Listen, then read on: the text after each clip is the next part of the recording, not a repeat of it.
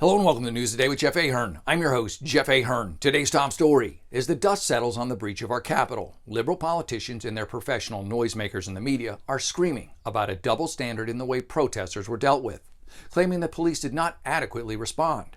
Kind of ironic, you getting all indignant about something the rest of America had to witness for weeks, even months, in the streets of our cities, until police were finally allowed to sort of do their jobs. Representative Marcia Fudge, best last name ever, questioned security efforts, saying there was no question that the response was different than last year's Black Lives Matter protest at the Capitol. Well, you're right there. No protesters were shot to death at that one. Nothing slips by Marcia, smart as a sack of hammers. I'm not sure there's a more severe way to deal with a protester, Marcia, than that.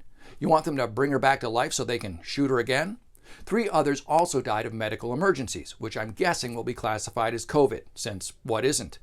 But if you listen to the lib media, those Trump protesters got some swell treatment. Well, except for the dead ones. There's no question Capitol Police were way underprepared, which is why they've called in the National Guard. You know that thing Democrat governors and mayors refused to bring in? Because the only people who would have been arrested would have been their constituency.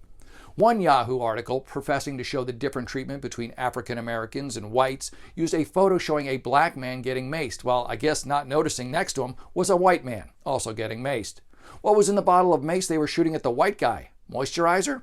They were both involved in a riot, so they both got maced. They also had a picture of an old man pushed to the ground during another BLM protest, who also happened to be white.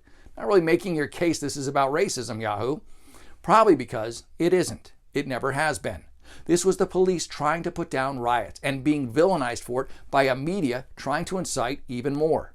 It's not racism. It's called play stupid games, win stupid prizes. And you don't have to be a particular race. Anyone can enter to win.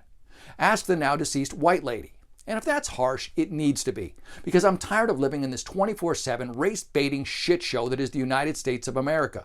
Because the majority of Americans, left and right, love each other regardless of race, assuming our media would ever let that come to fruition. It's sickening to watch the lib media and politicians actively pitting us against each other solely for personal and political gain. Because none of it is for the benefit of African Americans, who are now experiencing skyrocketing crime and murder rates as a result of the media's war on law and order. Yet liberals seem hell-bent on the BS scenario where peaceful BLM protesters were tear-gassed and shot at or, heaven forbid, arrested for what they portray as late-night church socials. Listen, you clasping your hands in prayer does not negate the guy on the left lighting the cop car on fire and the guy on the right looting a shoe store. You're all on the same street at the same time.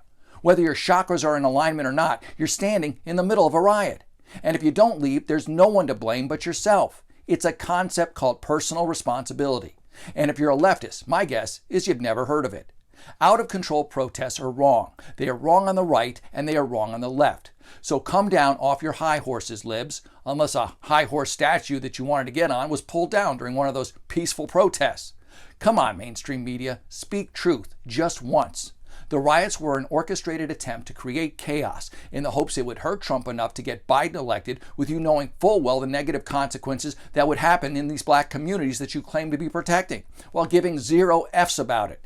And when focus group testing showed it was starting to hurt Biden's chances of victory, the peaceful protests, miraculously evaporated overnight. Worse than right-wing rioting, worse than left-wing rioting, is our lib media, who I believe single-handedly is responsible for all of this.